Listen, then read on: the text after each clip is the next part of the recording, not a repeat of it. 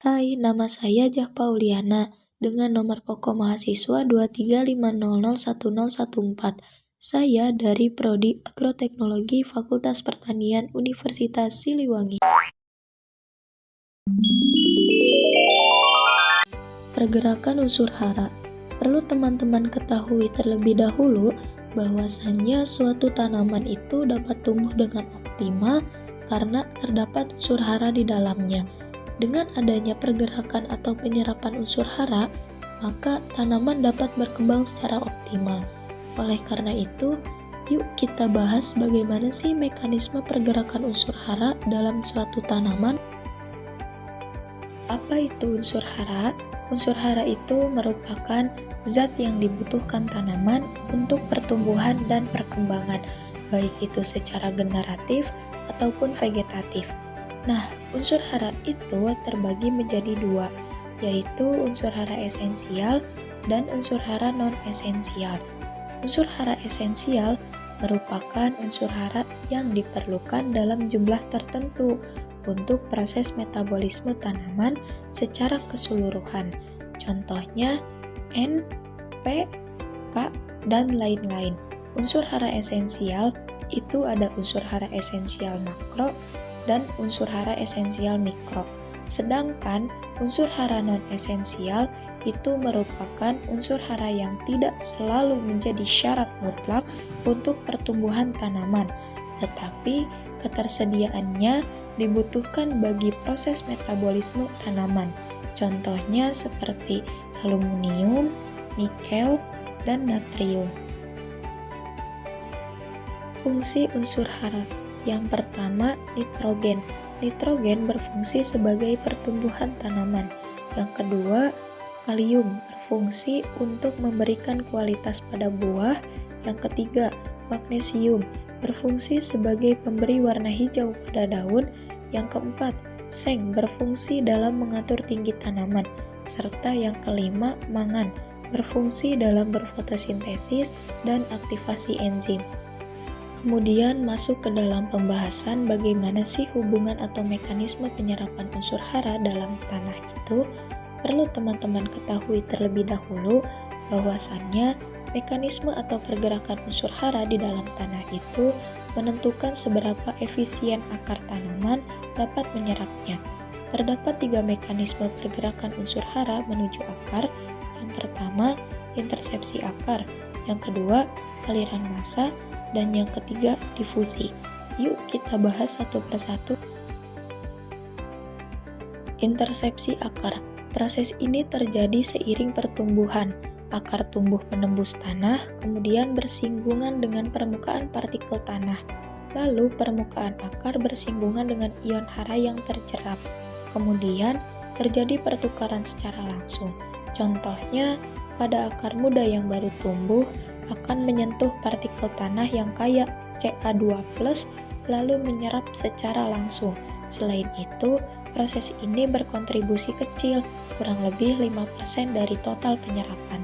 Tetapi proses ini penting untuk awal pertumbuhan akar. Aliran massa. Proses ini terjadi karena penyerapan air oleh tanaman melalui proses transpirasi, yang mana hara terlarut terbawa bersama aliran air menuju akar tanaman.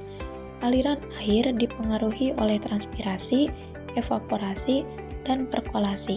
Jumlah volume air yang ditranspirasikan proporsional dengan laju aliran dan kadar hara dalam larutan tanah. Unsur hara yang banyak bergerak lewat aliran massa itu ada nitrat, kalsium, magnesium, dan sulfat.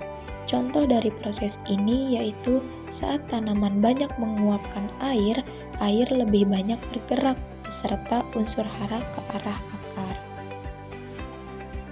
Difusi merupakan proses di mana ion bergerak dari bagian yang memiliki kadar hara tinggi ke bagian yang lebih rendah kadar haranya. Terjadi karena perbedaan konsentrasi unsur hara antara larutan tanah dan permukaan akar. Umumnya terjadi pada unsur yang lambat bergerak ke dalam tanah, seperti fosfat, kalium, dan mikronutrien.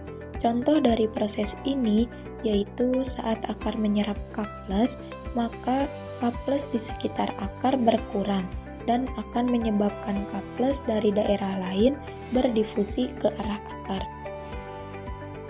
Hubungan koloid terhadap penyerapan unsur hara sangat erat kaitannya, karena dapat memberikan kesuburan bagi tanah dan tanaman. Koloid memiliki muatan negatif.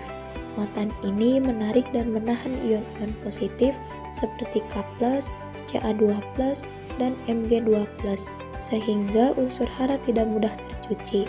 Kemudian, koloid juga dapat menjadi buffer yang menjaga ketersediaan hara karena ketika akar tanaman menyerap unsur hara dari larutan tanah, maka keseimbangan ion akan terganggu. Akhirnya, ion yang sebelumnya menempel di permukaan koloid akan dilepaskan ke larutan tanah untuk menggantikan yang sudah diserap. Nah, proses ini disebut pertukaran kation. Lalu, semakin banyak koloid yang aktif, maka semakin tinggi kapasitas tukar kation tanah. Yang mana jika tanah tinggi KTK, maka lebih banyak unsur hara yang bisa disimpan dan disediakan bagi tanaman. Peningkatan koloid tanah. Untuk meningkatkan jumlah koloid aktif di dalam tanah dapat dilakukan dengan menambahkan bahan organik, pupuk organik, dan zeolit. Pertama, bahan organik berasal dari sisa-sisa makhluk hidup yang mengalami pelapukan. Contoh bahan organik seperti kompos, humus, atau pupuk kandang yang mampu meningkatkan muatan negatif tanah. Hal ini membuat tanah lebih mudah mengikat ion-ion hara seperti kalium, kalsium, dan magnesium. Bahan organik juga dapat memperbaiki struktur tanah dan meningkatkan kapasitas tukar kation. Selain itu, bahan organik juga dapat membantu menjaga ketersediaan unsur hara agar tidak cepat tercuci. Kedua, pupuk organik, baik padat maupun cair, dapat menambah aktivitas mikroorganisme tanah. Mikroba-mikroba ini membantu mempercepat pelapukan bahan organik sehingga terbentuk lebih banyak koloid yang aktif. Tanah pun menjadi lebih gembur dan unsur hara lebih mudah diserap akar. Selain itu, pupuk organik juga dapat memperbaiki tekstur, porositas, serta kemampuan tanah dalam menahan air dan unsur. Yang ketiga, penambahan zeolit memberikan manfaat tambahan karena mineral ini memiliki pori-pori halus yang dapat menahan dan melepaskan unsur hara secara perlahan. Zeolit juga membantu mencegah kehilangan unsur hara akibat pencucian oleh air hujan. Selain itu, zeolit juga menyerap unsur hara berlebih dan melepaskannya secara perlahan sesuai kebutuhan tanaman. Nah, kombinasi bahan organik, pupuk organik, dan zeolit ini akan meningkatkan jumlah dan aktivitas koloid tanah, memperkuat daya ikat hara, dan membuat penyerapan unsur hara oleh tanaman lebih optimal.